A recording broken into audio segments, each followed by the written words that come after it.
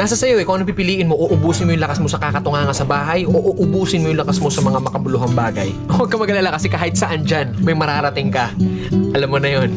Hindi, ganito kasi yan. Dahil lang alam mong matagal at mapapagod ka, hindi ka natutuloy. Tsong wala kang mararating kung hindi mo pipihitin yung susi sa loob ng ulo mo. Gaano man kataas ang pangarap mo sa buhay, huwag kang matatakot sa pagod at sakripisyo dahil parte yun eh. Hindi ka makakakain ng kanin kung hindi mo sasaingin. Hindi ka makakakain ng ulam kung hindi mo lulutuin. Lahat ng bagay kailangan kilusan mo muna sa umpisa. Hindi tatakbo ang sasakyan kung hindi mo sususian, kung hindi mo lalagyan ng gasolina. Hindi yung tatakbo sa kung saan mo siyang direksyon dapat dalhin.